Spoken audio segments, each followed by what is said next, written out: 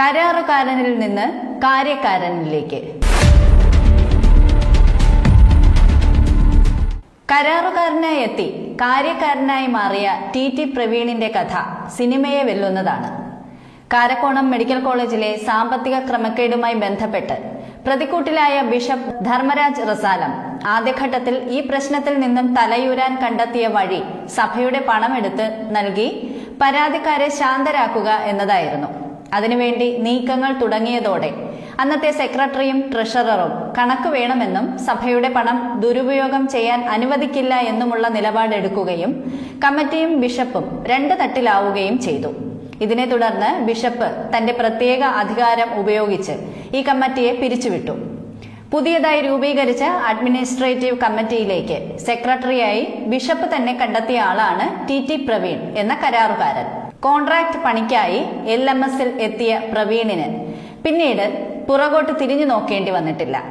ചെറുവാരകുളം law college, Mulayara arts and science college, Kattakada Christian കോളേജിലെയും Karakonam medical കോളേജിലെയും നവീകരണ പ്രവർത്തനങ്ങൾ, അങ്ങനെ CSI സഭയുടെ എല്ലാ വർക്കുകളും ടി പ്രവീൺ എന്ന കോൺട്രാക്ടറുടെ കൈകളിലെത്തി.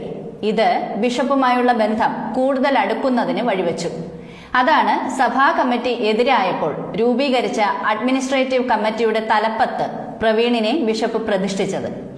2 വർഷം മുൻപാണ് പ്രവീൺ സഭാ സെക്രട്ടറി ആയതെങ്കിലും കഴിഞ്ഞ 10 വർഷത്തിലധികമായി ബിഷപ്പിന്റെ ആസ്ഥാനത്തെ അനൌദ്യോഗിക അധികാര കേന്ദ്രമായി ഇയാൾ തുടരുന്നു.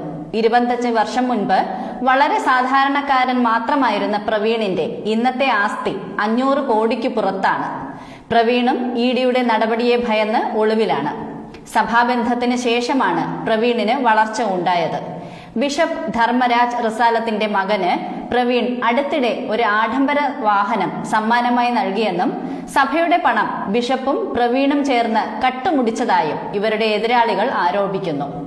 തിരുവനന്തപുരം നഗരത്തിലും ചെറിയ കൊല്ലയിലും വീതം 4 ആഡംബര ബംഗ്ലാവുകൾ, രാഷ്ട്രീയക്കാർക്ക് വിരുന്ന് നൽകാൻ പ്രത്യേക അതിഥി മന്ദിരം, കൂടാതെ 2.5 കോടിയുടെ ബെൻസ്, BMW, ഫോർച്യൂണർ, എൻഡവർ, ഇങ്ങനെ ആഡംബര വാഹനത്തിന്റെ നിര തന്നെയുണ്ട്. 10 വർഷത്തിനിടെയാണ് മിഖായൽ കൺസ്ട്രക്ഷൻ വളർന്നത്. പെയിന്റ് ഷോപ്പ്, ഇന്റർലോക്ക് കട, ഗ്രാനൈറ്റ് കട, ഇങ്ങനെ ബിസിനസ് സാമ്രാജ്യങ്ങളും പ്രവീണിന്റേതായുണ്ട്. തിരുവനന്തപുരത്ത് സഭാവിശ്വാസികൾ തന്നെ ബിഷപ്പിനെതിരെ രംഗത്തുണ്ട്. ഇവർക്കൊപ്പം തിരുനെൽവേലിയിലെ ചിലരും കൂടിയതാണ് പ്രശ്നത്തിന് കാരണം. വിദേശത്ത് പോകരുതെന്ന് ബിഷപ്പിന് എൻഫോഴ്സ്മെന്റ് നിർദ്ദേശം നൽകിയിരുന്നു. എന്നാൽ അത് അവഗണിച്ച് UK-യിൽ സഭയുടെ യോഗത്തിന് ധർമ്മരാജ് റസാലം പോകാനിരുന്നതാണ്. ഇതിനെ തുടർന്ന് വിമാനത്താവളത്തിൽ അദ്ദേഹത്തെ തടഞ്ഞു. അതേസമയം വിദേശത്തേക്ക് കടക്കാൻ ശ്രമിച്ച CSI ബിഷപ്പ് ധർമ്മരാജ് റസാലത്തെ വിമാനത്താവളത്തിൽ തടഞ്ഞുവെച്ചത് സഭയ്ക്ക് നാണക്കേടായി. ഇന്നലെ 4 ED പരിശോധന നടത്തിയതിന് പിന്നാലെയാണ് ബിഷപ്പിനെ വിമാനത്താവളത്തിൽ തടഞ്ഞിരിക്കുന്നത്. UK-യിലേക്ക് പോകാനെത്തിയ റസാലത്തിനെ എമിഗ്രേഷൻ വിഭാഗമാണ് തടഞ്ഞുവെച്ചത്. തുടർന്ന് ED ഉദ്യോഗസ്ഥർ ചോദ്യം ചെയ്തു.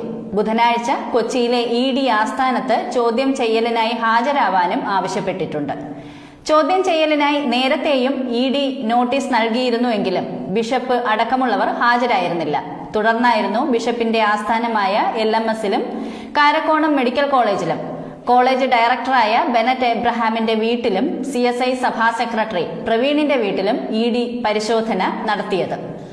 കാരക്കോണം മെഡിക്കൽ കോളേജിൽ തലവരിപ്പണം വാങ്ങിയെന്നും വിദേശ നാണയ ചട്ടങ്ങൾ ലംഘിച്ച് കള്ളപ്പണം വെളുപ്പിച്ചെന്നതടക്കമുള്ള കേസിലാണ് ഇന്നലെ ED അന്വേഷണം നടത്തിയത്. i2i News, an eye for truth. i2i News subscribe ചെയ്തിട്ടില്ലാത്തവർ ഇപ്പോൾ തന്നെ സബ്സ്ക്രൈബ് ചെയ്യുക. നോട്ടിഫിക്കേഷൻ ലഭിക്കുവാൻ ബെൽ ബട്ടണും അമർത്തുക.